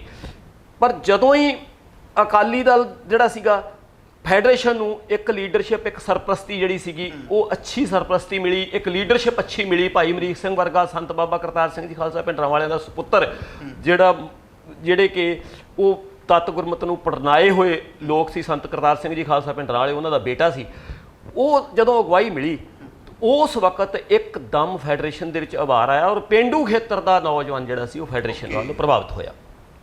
ਫਿਰ ਫੈਡਰੇਸ਼ਨ ਜਿਹੜੀ ਸੀ, ਜਿਹੜੀ SFI, ਜਿਹੜੀ ਕਿ ਸਟੂਡੈਂਟ ਫੈਡਰੇਸ਼ਨ ਆਫ ਇੰਡੀਆ, ਜਿਹੜੀ ਕਿ ਅਕਸਲਵਾੜੇ ਦੇ ਕਮਿਊਨਿਸਟ ਲਹਿਰ ਨਾਲ ਸੰਬੰਧਿਤ ਸੀ, ਚਾਹੇ ਪੰਜਾਬ ਸਟੂਡੈਂਟ ਯੂਨੀਅਨ, ਉਹ ਵੀ ਕਮਿਊਨਿਸਟ ਲਹਿਰ ਨਾਲ ਸੰਬੰਧਿਤ ਸੀ। ਇਹਨਾਂ ਦਾ ਇੱਕਦਮ 78 79 80 ਦੇ ਵਿੱਚ ਕਾਲਜਾਂ ਯੂਨੀਵਰਸਿਟੀਆਂ ਵਿੱਚੋਂ ਸਫਾਇਆ ਅੱਛਾ ਜੀ ਹੋ ਗਿਆ, ਕਿਉਂਕਿ ਭਾਈ ਅਮਰੀਕ ਸਿੰਘ ਦੀ ਅਮਰੀਕ ਲੀਡਰਸ਼ਿਪ ਸਿੰਘ ਦੀ ਜਿਹੜੀ ਅਗਵਾਈ ਹੈ ਉਹਦੇ ਵਿੱਚ ਇੰਨਾ ਜ਼ਿਆਦਾ ਪ੍ਰਚਾਰ ਹੋ ਗਿਆ, ਇੰਨਾ ਪ੍ਰਚਾਰ ਹੋਇਆ ਕਿ ਕਾਲਜ ਯੂਨੀਵਰਸਿਟੀਆਂ, ਕਿਉਂਕਿ ਪੰਜਾਬ ਸਾਡਾ ਜਿਹੜਾ ਆ ਉਹ ਪੇਂਡੂ ਖੇਤਰ ਦੇ ਵਿੱਚ ਜ਼ਿਆਦਾ ਪੰਜਾਬ ਵਸਦਾ, ਤੇ ਪੇਂਡੂ ਖੇਤਰ ਦਾ ਨੌਜਵਾਨ ਜਦੋਂ ਇੱਕ ਪਹਿਲਾਂ ਪੇਂਡੂ ਖੇਤਰ ਦਾ ਨੌਜਵਾਨ ਨਕਸਲਵਾੜੀ ਲਹਿਰ ਤੋਂ ਪ੍ਰਭਾਵਿਤ ਹੋਣਗੇ, ਮੋਸਟਲੀ ਪੰਜਾਬ ਸਟੂਡੈਂਟ ਯੂਨੀਅਨ ਜਾਂ SFI ਨਾਲ ਜੁੜਿਆ ਹੋਇਆ ਸੀ। ਈਵਨ ਮੈਂ ਖੁਦ ਜਿਹੜਾ ਆ 78 79 ਦੇ ਵਿੱਚ SFI ਨੂੰ ਜੁਆਇਨ ਕੀਤਾ, ਪਰ ਜਦੋਂ ਹੀ ਇੱਕਦਮ ਭਾਈ ਅਮਰੀਕ ਸਿੰਘ ਹੁਣਾਂ ਦੀ ਲੀਡਰਸ਼ਿਪ ਆਈ ਤੇ ਉਹਨਾਂ ਦੀ ਸ਼ਖਸੀਅਤ, ਉਹਨਾਂ ਦੇ ਵਿਚਾਰ ਉਹ ਐਸੇ ਸੀਗੇ, ਜਦੋਂ ਹੀ ਸਾਨੂੰ ਸੁਣਨ ਦਾ ਮੌਕਾ ਮਿਲਿਆ ਤਾਂ ਉਹਨਾਂ ਨੇ ਸਾਡੇ ਅੰਦਰ ਇੱਕ ਚਿਣਗ ਫੂਕੀ ਵੀ ਤੁਸੀਂ ਤਾਂ ਭਾਈ ਤੁਹਾਡਾ ਮਕਸਦ ਕੀ ਆ ਤੇ ਤੁਸੀਂ ਕਰਨਾ ਕੀ ਆ ਤੇ ਤੁਸੀਂ ਤੁਰੇ ਕਿੱਧਰ ਫਿਰਦੇ ਆ। ਉਹ ਇੱਕਦਮ ਜਿਹੜੇ ਸੀ ਸਾਡਾ ਈਵਨ ਸੁਲਤਾਨਪੁਰ ਲੋਧੀ ਖਾਲਸਾ ਕਾਲਜ ਦਾ ਯੂਨਿਟ ਜਿਹੜਾ ਸੀ, ਪੂਰੇ ਦਾ ਪੂਰਾ ਯੂਨਿਟ ਜਿਹੜਾ ਸੀ SFI ਦਾ ਜਿਹੜਾ ਯੂਨਿਟ ਸੀ ਉਹਨੂੰ AISSF ਦਾ ਯੂਨਿਟ ਬਣ ਗਿਆ। ਇੱਕ ਵੀ ਮੈਂਬਰ SFI 'ਚ ਨਹੀਂ ਰਹਿ ਗਿਆ ਉਸ ਵਕਤ। ਇਸ ਤਰ੍ਹਾਂ ਹੀ ਹਰ ਕਾਲਜ ਦੇ ਵਿੱਚ, ਹਰ ਯੂਨੀਵਰਸਿਟੀ ਵਿੱਚ SFI ਦੇ ਯੂਨਿਟ ਕਨਵਰਟ ਹੋ ਗਏ ਟੋਟਲੀ। ਔਰ ਇਹੀ ਕਾਰਨ ਸੀ, ਇੱਕ ਮੁੱਢਲੇ ਦੌਰ ਦਾ ਇੱਕ ਇਹ ਵੀ ਕਾਰਨ ਸੀ ਕਿ ਕਹਿ ਲਈਏ ਵੀ ਇੱਕ ਚੰਗਾ ਆਗੂ ਜਿਹੜਾ ਆ ਉਹਦੀ ਯੋਗ ਅਗਵਾਈ ਔਰ ਸੰਗਠਨ ਦੀ ਉਹਦੀ ਕਹਿਣੀ ਤੇ ਕਰਨੀ ਜਿਹੜੀ ਸੀਗੀ, ਉਹ ਲੋਕ ਨੌਜਵਾਨਾਂ ਨੇ ਦੇਖੀ ਵੀ ਇਹ ਕਹਿਣੀ ਤੇ ਕਰਨੀ ਦਾ ਪੂਰਾ ਸੂਰਾ ਆ, ਜੋ ਕਹਿੰਦਾ ਆ ਉਹੀ ਕਰਦਾ ਆ। ਤੇ ਉਹ ਉਸ ਵਕਤ ਇਹ ਵੀ ਇੱਕ ਮੁੱਢਲਾ ਕਾਰਨ ਸੀ ਜਿਹਦੇ ਵਿੱਚ ਮੈਂ ਇੱਕ ਵੱਖਰੀ ਵਿਸ਼ੇ ਦੀ ਗੱਲ, ਵੈਸੇ ਵੱਖਰਾ ਵਿਸ਼ਾ ਇਹ ਹੈ ਕਿ ਸਮਾਂ ਮੰਗਦਾ ਕਿ SFI ਦਾ ਜਾਂ ਕਮਿਊਨਿਸਟ ਲਹਿਰ ਦਾ ਫੈਡਰੇਸ਼ਨ ਸਿੱਖ ਸਿਧਾਂਤ ਨਾਲ ਟਕਰਾਓ ਜਿਹੜਾ ਉੱਥੋਂ ਵੀ ਸ਼ੁਰੂ ਹੋਇਆ। ਇਹਨਾਂ ਨੇ ਇਹ ਸਮਝਿਆ ਵੀ ਸਾਡੇ ਯੂਨਿਟ ਜਿਹੜੇ ਆ ਵੀ ਉਹ ਸਾਡੇ ਫੈਡਰੇਸ਼ਨਲ ਕਨਵਰਟ ਨੈਚੁਰਲੀ ਆ। ਜਦੋਂ ਕਿਸੇ ਦੀ ਧਰਾਤਲ ਜਿਹੜੀ ਉਹ ਗੁੰਮ ਹੁੰਦੀ ਆ, ਖਿਸਕਦੀ ਆ, ਤੇ ਉਹਨੂੰ ਜਿੱਧਰ ਨੂੰ ਉਹ ਜਾਂਦੇ ਆ ਲੋਕ, ਉਹਨਾਂ ਨਾਲ ਉਹ ਆਟੋਮੈਟਿਕਲੀ ਮਾਨਸਿਕ ਤੌਰ ਦੇ ਉੱਤੇ ਵਿਰੋਧ ਉਹਦਾ ਪੈਦਾ ਹੋ ਜਾਂਦਾ ਹੈ। ਇਸ ਕਰਕੇ ਵੀ ਇੱਕ ਸ਼ੁਰੂਆਤ ਉੱਥੋਂ ਵੀ ਹੋਈ ਹੈ। ਪਰ ਬਾਬਾ ਜਰਨੈਲ ਸਿੰਘ ਗਰੁੱਪ ਦੇ ਨਾਲ ਜੋੜ ਕੇ ਦੇਖਿਆ ਜਾਣ ਲੱਗਾ, ਉਹ ਫਿਰ 77 ਤੋਂ ਬਾਅਦ ਦੇਖਿਆ ਜਾਣ ਲੱਗਾ। ਹਾਂਜੀ ਬਿਲਕੁਲ 77 ਤੋਂ ਬਾਅਦ ਕਿਉਂਕਿ ਦੇਖੋ ਸਮਾਂ ਪਾ ਕੇ ਵਕਤ ਇੱਕ ਐਸਾ ਵੀ ਆਇਆ ਸੀ ਵੀ ਉਹ ਭਾਵੇਂ ਫੈਡਰੇਸ਼ਨ ਦਾ ਸੀ ਤੇ ਭਾਵੇਂ ਬਾਬਾ ਜਰਨੈਲ ਸਿੰਘ ਗਰੁੱਪ ਦਾ ਸੀ, ਉਹ ਇੱਕੋ ਹੀ ਮੰਨਿਆ ਜਾਂਦਾ ਸੀ ਸਰਕਾਰ ਦੀ ਨਜ਼ਰ ਦੇ ਵਿੱਚ ਵੀ ਇਹ ਵੀ ਖਾੜਕੂ ਇਹਦੇ ਵੀ ਖਾੜਕੂ ਹੈ। ਉਹਦਾ ਕਾਰਨ ਤੇ ਇਹੀ ਸੀ ਨਾ, ਕਿਉਂਕਿ ਫੈਡਰੇਸ਼ਨ ਜਿਹੜੀ ਸੀ ਉਹਨੂੰ ਇੱਕ ਤਾਂ ਦੇਖੋ ਪੈਸੇ ਵੱਲੋਂ, ਸਾਧਨਾਂ ਵੱਲੋਂ ਉਹ ਸੰਤ ਬਾਬਾ ਜਰਨੈਲ ਸਿੰਘ ਜੀ ਦਾ ਥਾਪੜਾ ਪ੍ਰਾਪਤ ਸੀ, ਤੇ ਦੂਸਰਾ ਅੱਜ ਵੀ ਅਸੀਂ ਦੇਖੋ ਦਾਅਵੇ ਨਾਲ ਕਹਿ ਸਕਦੇ ਹਾਂ ਕਿ ਸੰਤ ਬਾਬਾ ਜਰਨੈਲ ਸਿੰਘ ਦੀ ਬੇਸ਼ੱਕ ਅਸੀਂ ਜਿੰਨਾ ਮਰਜ਼ੀ ਯਤਨ ਕਰ ਲਿਆ, ਸਰਕਾਰਾਂ ਨੇ ਵੀ ਕਰ ਲਿਆ, ਤਾਂ ਉਹਨਾਂ ਦੀ ਸ਼ਖਸੀਅਤ ਜਿਹੜੀ ਆ ਉਹ ਨੌਜਵਾਨਾਂ ਦੇ ਮਨਾਂ ਵਿੱਚ ਸਗੋਂ ਹੋਰ ਡੂੰਘੀ ਹੁੰਦੀ ਜਾ ਰਹੀ ਹੈ। ਅੱਜ ਵੀ ਉਹਨਾਂ ਦੇ ਜਾਣ ਤੋਂ, ਇਸ ਸਰੀਰਕ ਰੂਪ 'ਚ ਇੱਥੋਂ ਜਾਣ ਤੋਂ ਬਾਅਦ ਵੀ ਵਿਚਾਰਧਾਰਕ ਤੌਰ ਦੇ ਉੱਤੇ ਉਹਨਾਂ ਦੀ ਸ਼ਖਸੀਅਤ ਹੋਰ ਡੂੰਘੀ ਹੁੰਦੀ ਜਾ ਰਹੀ ਹੈ। ਇਹੀ ਕਾਰਨ ਸੀ ਕਿ ਸਿੱਖ ਯੂਥ ਭਾਈ ਅਮਰੀਕ ਸਿੰਘ ਹੁਣਾਂ ਦੀ ਜਿਹੜੀ ਪ੍ਰਧਾਨਗੀ ਸੀਗੀ ਉਹਦੇ, ਕਿਉਂਕਿ ਉਹਦੇ ਜਿਹੜੀ ਸਾਰੀ ਸਮੁੱਚੀ ਜਿਹੜੀ ਸੀਗੀ ਆਪਣੀ ਸਰਪ੍ਰਸਤੀ ਸੀਗੀ, ਚਾਹੇ ਸਾਧਨਾ ਪੱਖੋਂ ਸੀ, ਉਹ ਭਾਈ ਸੰਤ ਬਾਬਾ ਜਰਨੈਲ ਸਿੰਘ ਜੀ ਦੇ ਉੱਤੇ ਟਿੱਕੀ ਸੀ ਉਹਨਾਂ ਦੀ। ਤਾਂ ਉਹਦਾ ਕਾਰਨ ਵੀ ਇਹ ਸੀ ਕਿ ਸੰਤ ਬਾਬਾ ਜਰਨੈਲ ਸਿੰਘ ਨੂੰ ਵੀ ਚਾਹੁੰਦੇ ਸੀ ਕਿ ਮੈਂ ਜਿਹੜਾ ਯੂਥ ਆ, ਅਸਲ ਸ਼ਬਦਾਂ ਵਿੱਚ ਜੋ ਫੈਡਰੇਸ਼ਨ ਦਾ ਮੁੱਢਲਾ ਮਕਸਦ ਸੀ ਵੀ ਕਾਲਜਾਂ ਯੂਨੀਵਰਸਿਟੀਆਂ ਦਾ ਯੂਥ ਜਿਹੜਾ ਆ ਉਹ ਸਿੱਖੀ ਸਿਧਾਂਤ ਨੂੰ ਸਮਝੇ, ਸਿੱਖ ਸਿਧਾਂਤ ਨਾਲ ਜੁੜੇ, ਤੇ ਜਿਹੜਾ ਸਾਡਾ ਰਾਜ ਦਾ ਸੰਕਲਪ ਜਿਹੜਾ ਮਹਾਰਾਜਾ ਰਣਜੀਤ ਸਿੰਘ ਦੇ ਤੋਂ ਜਾਣ ਤੋਂ, ਕਿਉਂਕਿ ਆਮ ਤੌਰ ਦੇ ਉੱਤੇ ਮੈਂ ਇੱਕ ਗੱਲ ਕਹਿਣਾ ਹੁੰਦਾ ਵਾਂ ਕਿ ਮੋਏ ਪੁੱਤ ਤੇ ਖੁੱਸੇ ਰਾਜ ਕੌਣ ਭੁੱਲਦਾ। ਇਹ ਸਿੱਖਾਂ ਦੇ ਦਿਲ ਦੇ ਅੰਦਰ ਇੱਕ ਚਿਣਗ ਸੀਗੀ ਕਿ ਸਾਡਾ ਰਾਜ ਭਾਗ ਖੁੱਸਿਆ ਹੈ। ਉਹ ਚੀਜ਼ ਜਿਹੜੀ ਹੈ ਸੰਤ ਬਾਬਾ ਜਰਨੈਲ ਸਿੰਘ ਜੀ ਉਹ ਸਿੱਖ ਨੌਜਵਾਨਾਂ ਦੇ ਦਿਲਾਂ ਦੇ ਵਿੱਚ ਦੁਬਾਰਾ ਉਹ ਚੀਜ਼ ਨੂੰ ਜਗਾਉਣਾ ਚਾਹੁੰਦੇ ਸੀ, ਤੇ ਉਸ ਗੱਲ ਦੇ ਵਿੱਚ ਉਹ ਕਾਮਯਾਬ ਹੋਏ ਕਿ ਪੰਜਾਬ ਦਾ ਯੂਥ ਜਿਹੜਾ ਸੀ, ਔਰ ਮੈਂ ਦਾਅਵੇ ਨਾਲ ਕਹਿਣਾ ਕਿ ਮੈਨੂੰ ਉਸ ਵਕਤ ਫੈਡਰੇਸ਼ਨ ਦੇ ਵਿੱਚ ਵਿਚਰਦਿਆਂ ਪੂਰੇ ਪੰਜਾਬ ਵਿੱਚ ਨਹੀਂ, ਪੰਜਾਬੋਂ ਬਾਹਰ ਵੀ ਜਾਣ ਦਾ ਮੌਕਾ ਮਿਲਿਆ, ਇੱਕ ਵੀ ਵਿਦਿਆਰਥੀ ਕਿਸੇ ਯੂਨੀਵਰਸਿਟੀ ਦਾ ਤੇ ਕਿਸੇ ਕਾਲਜ ਦਾ ਜਿਹੜਾ ਸੀਗਾ ਉਹ SFI ਜਾਂ ਪੰਜਾਬ ਸਟੂਡੈਂਟ ਯੂਨੀਅਨ ਵਿੱਚ ਨਹੀਂ ਰਹਿ ਗਿਆ ਸੀ। ਨਹੀਂ, ਜਿਵੇਂ ਹੁਣ ਤੁਸੀਂ ਦੱਸਿਆ ਵੀ ਯੂਥ ਦਾ ਇੱਕਦਮ ਇੱਧਰ ਆਉਣਾ, ਕਿਉਂਕਿ ਯੋਗ ਅਗਵਾਈ ਮਿਲ ਗਈ ਸੀ, ਸੁਚੱਜੀ ਵਿਚਾਰ ਮਿਲਦੀ ਸੀ, ਤੁਹਾਨੂੰ ਤੁਹਾਡੇ ਵਿਰਸੇ ਤੋਂ ਜਾਣੂ ਕਰਵਾਇਆ ਜਾ ਰਿਹਾ ਸੀ, ਖੁੱਸੇ ਰਾਜ ਦੀਆਂ ਗੱਲਾਂ ਹੋ ਰਹੀਆਂ ਸੀ। ਕੀ ਇਹਨਾਂ ਸਾਰੀਆਂ ਚੀਜ਼ਾਂ ਦੇ ਵਿੱਚੋਂ ਰਾਜ ਦੇ ਸੰਕਲਪ ਨੂੰ ਲੈ ਕੇ ਇਲੈਕਸ਼ਨ ਦਾ ਮਨ ਵੀ ਬਣਾਇਆ ਗਿਆ ਸੀ? ਹਾਂ ਬਿਲਕੁਲ, ਕਿਉਂ ਨਹੀਂ। ਉਹ ਲੋਕਤੰਤਰਕ ਤਰੀਕੇ ਦੀ ਗੱਲ ਜਿੱਥੋਂ ਤੱਕ ਆ, ਉਹਦੇ ਮੁੱਢਲੀ ਗੱਲ ਜਿਹੜੀ ਸੰਤ ਬਾਬਾ ਜਰਨੈਲ ਸਿੰਘ ਨੇ ਆਪਣੇ ਸਮੇਂ 'ਚ ਹੀ ਕੀਤੀ ਕਿ ਭਾਈ ਅਮਰੀਕ ਸਿੰਘ ਨੂੰ ਸਮੇਤ ਕੁਝ ਹੋਰ ਵੀ ਸਿੱਖਾਂ ਨੂੰ ਸ਼੍ਰੋਮਣੀ ਗੁਰਦੁਆਰਾ ਪ੍ਰਬੰਧਕ ਕਮੇਟੀ ਦੀ ਚੋਣ ਲੜਾਈ ਗਈ। ਬੇਸ਼ੱਕ ਉਹਦੇ ਵਿੱਚ ਸਾਡੀ ਜਿਹੜੀ ਨਾ ਪੱਖੀ ਲੀਡਰਸ਼ਿਪ ਜਿਹੜੀ ਸੀਗੀ, ਕੌਣ ਨਹੀਂ ਹੁਣ ਜਾਣਦਾ, ਅੱਜ ਸਾਰਾ ਕੁਝ ਦੁਨੀਆ ਦੇ ਸਾਹਮਣੇ ਨੰਗਾ ਹੋ ਗਿਆ ਕਿ ਜਥੇਦਾਰ ਜੀਵਨ ਸਿੰਘ ਉਮਰਾ ਨੰਗਲ, ਉਹਦੇ ਮੁਕਾਬਲੇ ਦੇ ਉੱਤੇ ਭਾਈ ਅਮਰੀਕ ਸਿੰਘ ਨੂੰ ਖੜਿਆ ਕੀਤਾ ਗਿਆ। ਸੰਤ ਜਰਨੈਲ ਸਿੰਘ ਜੀ ਨੇ ਕਿਹਾ ਕਿ ਮੈਂ ਇਹ ਨਹੀਂ ਚਾਹੁੰਦਾ ਕਿ ਮੈਂ ਅਕਾਲੀ ਦਲ ਦੇ ਨਾਲ ਕੋਈ ਟਕਰਾਓ 'ਚ ਪੈਣਾ ਚਾਹੁੰਦਾ, ਪਰ ਜਿਹੜੇ ਵਿਅਕਤੀ ਜਿਹੜੇ ਆ ਉਹ ਸਿੱਖੀ ਸੋਚ ਵਾਲੇ ਨਹੀਂ, ਉਹਨਾਂ ਨੂੰ ਸ਼੍ਰੋਮਣੀ ਕਮੇਟੀ ਦੀ ਚੋਣ ਦੇ ਵਿੱਚ ਕਿਉਂ ਖੜਾ ਕੀਤਾ ਜਾ ਰਿਹਾ? ਸਾਨੂੰ ਸਭ ਨੂੰ ਪਤਾ ਕਿ ਅੱਜ ਸਾਬਤ ਹੋ ਗਿਆ, ਨੰਗਾ ਹੋ ਗਿਆ ਸਭ ਕੁਝ ਵੀ ਉਮਰਾ ਨੰਗਲ ਦਾ ਪਰਿਵਾਰ ਕੀ ਹੈ, ਅੱਗੇ ਉਹਨਾਂ ਦਾ ਪੋਤਰਾ ਕਿੱਥੇ ਖੜਾ ਆ। ਔਰ ਇਹ ਸਾਰਾ ਕੁਝ ਜਦੋਂ ਅੱਜ ਲੋਕਾਂ ਦੇ ਸਾਹਮਣੇ ਸਪਸ਼ਟ ਹੋ ਗਿਆ ਕਿ ਜੋ ਸੰਤ ਬਾਬਾ ਜਰਨੈਲ ਸਿੰਘ ਜੀ ਕਹਿੰਦੇ ਸੀ ਉਹ ਸੱਚ ਸੀ। ਭਾਈ ਅਮਰੀਕ ਸਿੰਘ ਨੂੰ ਚੋਣ ਲੜਾਈ ਗਈ, ਬੇਸ਼ੱਕ ਕਿਉਂਕਿ ਸਾਡਾ ਧਰਾਤਲ ਦੇ ਉੱਤੇ ਅਜੇ ਉਹਨਾਂ ਮਜ਼ਬੂਤ ਢਾਂਚਾ ਨਹੀਂ ਸੀ, ਉਹ ਅਜੇ ਦੌਰ ਵੀ ਮੁੱਢਲਾ ਸੀਗਾ ਅਜੇ ਫੈਡਰੇਸ਼ਨ ਦਾ ਵੀ। ਬੇਸ਼ੱਕ ਭਾਈ ਅਮਰੀਕ ਸਿੰਘ ਨੂੰ ਹਾਰੇ, ਪਰ ਉਹ ਇਹਨਾਂ ਨੇ ਪ੍ਰਚਾਰਿਆ ਵੀ ਭਾਈ ਅਮਰੀਕ ਸਿੰਘ ਹੁਣੀ ਦੇਖੋ ਜੀ ਹਾਰ ਗਏ, ਪਰ ਉਸ ਤੋਂ ਬਾਅਦ 84 ਦੇ ਵਿੱਚ ਉਹ ਸ਼ਹਾਦਤ ਦੇ ਕੇ ਸਾਬਤ ਕਰ ਗਏ ਕਿ ਕੌਣ ਸਹੀ ਸੀ ਤੇ ਕੌਣ ਗਲਤ।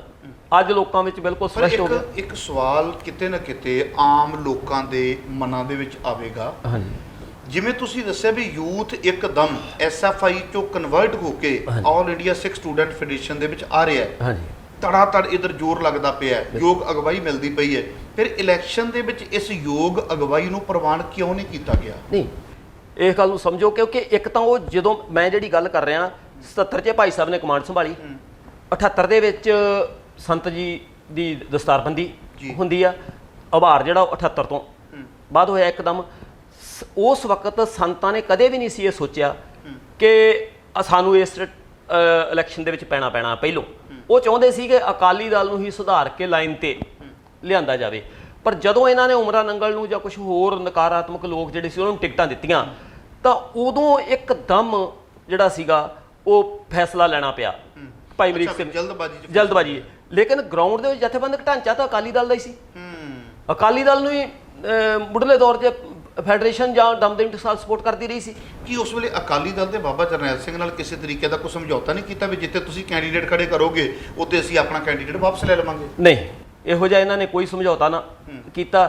ਔਰ ਇਹ ਸਮਝਦੇ ਸੀ ਕਿਉਂਕਿ ਜਿਸ ਤਰ੍ਹਾਂ ਅੱਜ ਵੀ ਮੈਂ ਸਮਝਦਾ ਉੱਦਾਂ ਹੀ ਚੱਲ ਰਿਹਾ, ਇਹਨਾਂ ਨੇ ਸਮਝਿਆ ਵੀ ਅਸੀਂ ਇਹਦੀ ਸਾਥ ਦੀ ਕਿਉਂ ਮੰਨੀਏ, ਇਸ ਤਰ੍ਹਾਂ ਦੇ ਸ਼ਬਦ ਵਰਤਦੇ ਸੀਗੇ। ਅੱਛਾ, ਆਮ ਕਰਕੇ ਵਰਤਦੇ? ਹਾਂ, ਆਮ ਕਰਕੇ ਜੀ, ਵੀ ਇਹ ਸਾਡਾ ਮਾਲੇ ਇਹ ਉਮਰਾ ਨੰਗਲ ਵਰਗੇ ਲੋਕ ਅਕਾਲੀ ਦਲ ਦੇ ਵਿੱਚ ਅੱਜ ਵੀ ਬਹੁਤ ਬੈਠੇ, ਬਾਦਲ ਅਕਾਲੀ ਦਲ 'ਚ ਅੱਜ ਵੀ ਬੈਠੇ ਆ ਲੋਕ ਉਹੋ ਜਿਹੇ ਜਿਹੜੇ ਕਿ ਬਿਲਕੁਲ ਹੀ ਸਿੱਖੀ ਤੋਂ ਦੂਰ। ਇਲੈਕਸ਼ਨ ਦੀ ਹਾਰ ਦਾ ਹਾਂਜੀ ਕੋਈ ਵਿਸ਼ੇਸ਼ ਫਰਕ ਜਥੇਬੰਦੀ ਦੇ ਉੱਪਰ ਪਿਆ?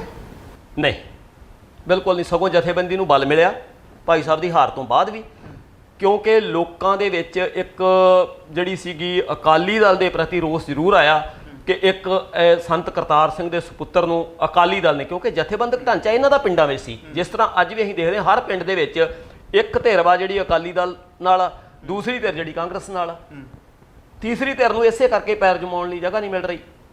ਹਾਂਜੀ, ਉਹ ਇਸੇ ਕਰਕੇ ਇਹਨਾਂ ਜਥੇਬੰਦਕ ਢਾਂਚਾ ਇਹਨਾਂ ਦਾ ਪਿੰਡ ਪੱਧਰ ਤੇ ਸੀ, ਇਸ ਕਰਕੇ ਇਹਨਾਂ ਠੀਕ ਆ ਭਾਈ ਸਾਹਿਬ ਦੀ ਹਾਰ ਹੋਈ।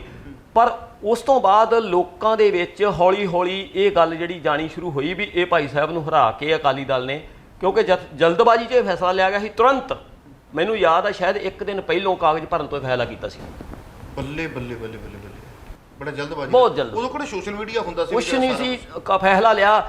ਔਰ ਮੈਨੂੰ ਪਤਾ ਆ ਕਿ ਸਿਰਫ 20-25-30 ਸਿੰਘ ਆਏ, ਕਾਗਜ਼ ਦਾਖਲ ਕਰ ਦਿੱਤੇ, ਇਲੈਕਸ਼ਨ ਸ਼ੁਰੂ ਹੋ ਗਈ। ਲੋਕਾਂ ਨੂੰ ਤਾਂ ਪਤਾ ਹੀ ਨਹੀਂ ਸੀ ਉਹ ਹਲਕੇ, ਕਿਉਂਕਿ ਉਹ ਹਲਕੇ ਦੇ ਵਿੱਚ MLA ਵਜੋਂ ਪਹਿਲਾਂ ਵੀ ਵਿਚਰਦਾ ਸੀ, ਪਹਿਲਾਂ ਵੀ ਉਹ ਉਸ ਧਰਾਤਲ ਤੇ ਵਿਚਰ ਰਿਹਾ ਸੀ ਉਮਰਾ ਨੰਗਲ ਸਾਹਿਬ, ਤੇ ਇਸ ਕਰਕੇ ਭਾਈ ਸਾਹਿਬ ਦੀ ਤਾਂ ਪਹਿਚਾਣ ਹੀ ਨਹੀਂ ਸੀ ਇਸ ਹਲਕੇ 'ਚ। ਸੰਤਾਂ ਨੇ ਤੇ ਇੱਕ ਕਹਿ ਸਕਦੇ ਹਾਂ ਇੱਕ ਸਿਧਾਂਤਕ ਜਿੱਦ ਸੀ ਵੀ ਅਸੀਂ ਭਾਈ ਅਮਰੀਕ ਸਿੰਘ ਨੂੰ ਲੜਾਵਾਂਗੇ, ਉੱਥੇ ਫਿਰ ਦੇਖਦੇ ਹਾਂ। ਉਹ ਇਹ ਸੀ, ਉਹ ਲੋਕਾਂ ਸਿਰਫ ਇੱਕ ਚਿਣਗ ਜਗਾਉਣੀ ਸੀ ਕਿ ਚੰਗੇ ਬੰਦੇ ਜਿਹੜੇ ਆ ਇਹ ਆਉਣ ਨਹੀਂ ਦੇ ਰਹੇ ਅੱਗੇ, ਅਕਾਲੀ ਦਲ ਚੰਗੇ ਬੰਦਿਆਂ ਨੂੰ ਉਹ ਸਿਆਸਤ ਵਿੱਚ ਨਹੀਂ ਆਉਣ ਦੇ ਰਿਹਾ। ਨਹੀਂ, ਜਿਵੇਂ ਹੁਣ ਤੁਸੀਂ ਇਹ ਦੱਸਿਆ ਵੀ ਉਹ ਸਿਰਫ ਕੁਝ ਕੁ ਸੀਟਾਂ ਦੇ ਉੱਪਰ ਆਪਣੇ ਕੈਂਡੀਡੇਟ ਖਿਲਾ ਰਹੇ ਸੀ ਕਿ ਪੂਰੇ ਜਿੰਨੀਆਂ ਵੀ SGPC ਦੇ ਹੁੰਦੇ ਕੈਂਡੀਡੇਟ ਸਾਰੇ ਖਿਲਾਰੇ ਗਏ? ਨਹੀਂ, ਸਾਰੀਆਂ ਤੇ ਨਹੀਂ ਸੀ, ਸਿਰਫ ਕੁਝ 4-5 ਸੀਟਾਂ ਦੇ ਉੱਤੇ ਸੀ। ਹੁਣ ਮੈਨੂੰ ਪੂਰੀ ਯਾਦ ਨਹੀਂ, ਪਰ ਇੰਨੇ ਵੱਧ ਨਹੀਂ ਸੀ ਜੀ, ਇਸ ਤੋਂ ਜ਼ਿਆਦਾ ਨਹੀਂ ਸੀ ਜੀ। ਉਹ ਵੀ ਜਿੱਥੇ ਤੱਕ, ਕਿਉਂਕਿ ਉਸ ਵਕਤ ਦਮਦਮੀ ਟਕਸਾਲ ਨੇ ਵੀ ਕਦੇ ਤਾਂ ਇਹ ਸੋਚਿਆ ਹੀ ਨਹੀਂ ਸੀ ਕਿ ਅਸੀਂ ਇਸ ਤਰ੍ਹਾਂ ਇਲੈਕਸ਼ਨ ਲੜਨੀ ਹੈ, ਨਾ ਫੈਡਰੇਸ਼ਨ ਨੇ ਕਦੀ ਉਸ ਤੋਂ ਪਹਿਲਾਂ ਇਲੈਕਸ਼ਨ ਲੜੀ ਸੀ। ਜਦੋਂ ਵੀ ਫੈਡਰੇਸ਼ਨ ਦਾ ਕੋਈ ਨੌਜਵਾਨ ਓਵਰੇਜ ਹੋ ਜਾਂਦਾ ਸੀ ਤੇ ਉਹ ਅਕਾਲੀ ਦਲ ਨੂੰ ਜੁਆਇਨ ਕਰ ਜਾਂਦਾ ਸੀ। ਕਿ ਆਲ ਇੰਡੀਆ ਸਿੱਖ ਸਟੂਡੈਂਟ ਫੈਡਰੇਸ਼ਨ ਦੇ ਵਿੱਚ ਸਟੂਡੈਂਟ ਹੀ ਹੁੰਦੇ ਸਨ ਕਿ ਜਿਵੇਂ ਅੱਜ ਬਹੁਤਾਤ ਬੁੱਢੇ ਵੀ ਮੱਲਾ ਮਾਰ ਕੇ ਬੈਠੇ ਹੋਏ ਨੇ, ਇਹ ਕੰਮ ਚੱਲਦਾ ਹੁੰਦਾ ਸੀ ਉਦੋਂ? ਨਹੀਂ, ਉਸ ਤੋਂ ਪਹਿਲਾਂ ਨਹੀਂ ਸੀ ਹੁੰਦਾ। ਉਸ ਤੋਂ ਪਹਿਲਾਂ ਨਹੀਂ ਸੀ ਹੁੰਦਾ। ਉਦੋਂ ਕਾਲਜ ਯੂਨੀਵਰਸਿਟੀਆਂ ਤੱਕ ਜਦੋਂ ਯੂਥ ਜਾਂਦਾ ਸੀ, ਯੂਨੀਵਰਸਿਟੀਆਂ ਦੇ ਵਿੱਚ ਜਾਂ PhD ਤੱਕ ਬੇਸ਼ੱਕ ਚੱਲਦੇ ਰਹਿੰਦੇ ਸੀ, ਪਰ ਜਦੋਂ ਉਹ ਬਿਲਕੁਲ ਹੀ ਇਸ ਲਾਈਨ ਤੋਂ ਐਜੂਕੇਸ਼ਨ ਤੋਂ ਵੱਖਰਿਆ ਹੋ ਜਾਂਦਾ ਸੀ, ਜੌਬ 'ਚ ਚੱਲ ਜਾਂਦਾ ਸੀ ਕਿਸੇ 'ਚ, ਜਾਂ ਛੱਡ ਕੇ ਘਰ ਚੱਲ ਜਾਂਦਾ ਸੀ, ਕੰਮ ਕਰਨ ਦੇ ਵਿੱਚ ਰੁੱਝ ਜਾਂਦਾ ਸੀ, ਤੇ ਉਦੋਂ ਉਹ ਅਕਾਲੀ ਦਲ ਨੂੰ ਜੁਆਇਨ ਕਰ ਲੈਂਦਾ ਸੀ। ਠੀਕ ਹੈ।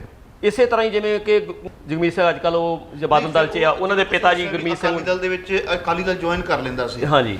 ਹੁਣ ਮੈਨੂੰ ਇਸ ਗੱਲ ਦੀ ਸਮਝ ਨਹੀਂ ਆਈ, ਫਿਰ ਉਹਨੇ ਫੈਡਰੇਸ਼ਨ ਵਿੱਚ ਇੰਨਾ ਲੰਮਾ ਸਮਾਂ ਰਹਿ ਕੇ ਸਿੱਖਿਆ ਕਿ ਜੇ ਫਿਰ ਅਕਾਲੀ ਦਲ ਦੇ ਖੇਮੇ ਦੇ ਵਿੱਚ ਹੀ ਡਿੱਗਣਾ ਸੀ। ਇਹੀ ਕਾਰਨ ਸੀ ਜਿਹੜਾ ਮੈਂ ਮੁੱਢਲੇ ਦੌਰ 'ਚ ਤੁਹਾਨੂੰ ਦੱਸੀ ਗੱਲ, ਪਹਿਲਾਂ ਦੱਸੀ ਹੈ ਕਿ ਫੈਡਰੇਸ਼ਨ ਅਕਾਲੀ ਦਲ ਦੀ ਸਰਪ੍ਰਸਤੀ ਹੇਠ ਚੱਲਦੀ ਸੀ, ਕਿਉਂਕਿ ਸਾਧਨਾ ਪੱਖੋਂ, ਉਹ ਤੇ ਚੱਲਦੀ ਵਿਚਾਰਧਾਰਕ ਪੱਖੋਂ ਉਹ ਤੇ ਚੱਲਦੀ ਸੀ। ਹਾਂਜੀ। ਉਸ ਤੋਂ ਬਾਅਦ ਜਦੋਂ ਭਾਈ ਅਮਰੀਕ ਸਿੰਘ ਦੀ ਅਗਵਾਈ ਆਈ, ਹਾਂਜੀ, ਫਿਰ ਉਸ ਤੋਂ ਬਾਅਦ ਕੀ ਹੋਇਆ? ਉਸ ਤੋਂ ਬਾਅਦ ਨਹੀਂ ਫੈਡਰੇਸ਼ਨ ਜਿਹੜੀ, ਉਸ ਤੋਂ ਬਾਅਦ ਕੋਈ ਨਹੀਂ। ਉਸ ਤੋਂ ਬਾਅਦ ਫੈਡਰੇਸ਼ਨ ਨੇ ਜਦੋਂ ਵੀ ਅਕਾਲੀ ਦਲ ਨੂੰ ਜੁਆਇਨ ਕੀਤਾ ਤਾਂ ਸਿੱਖ ਸਿਧਾਂਤਕ ਰੂਪ ਵਿੱਚ ਚੱਲ ਰਿਹਾ ਯੂਥ ਨੇ ਉਹਨਾਂ ਨੂੰ ਨਕਾਰ ਦਿੱਤਾ। ਚਾਹੇ ਉਹਦੇ ਵਿੱਚ ਜਥੇਦਾਰ ਰਜਿੰਦਰ ਸਿੰਘ ਮਹਿਤਾ, ਅਮਰਜੀਤ ਸਿੰਘ ਚਾਵਲਾ ਜਾਂ ਗਰੇਵਾਲ, ਹਾਂਜੀ, ਇਸ ਤਰ੍ਹਾਂ ਦੇ ਲੋਕ ਕੁਝ ਹੈਗੇ ਆ ਜਿਹੜੇ ਫੈਡਰੇਸ਼ਨ ਤੋਂ ਬਾਅਦ ਜਾ ਕੇ ਜਿਨ੍ਹਾਂ ਬਾਦਲ ਦਲ ਨੂੰ ਜੁਆਇਨ ਕੀਤਾ, ਬੇਸ਼ੱਕ ਉਹ ਅਹੁਦਿਆਂ ਤੇ ਜਿੱਥੇ ਮਰਜ਼ੀ ਹੋਣ, ਪਰ ਉਹ ਆਪਣੀ ਰਿਸਪੈਕਟ ਜਿਹੜੀ ਸੀ ਉਹ ਖਤਮ ਹੋ ਗਈ ਉਹਨਾਂ ਦੀ।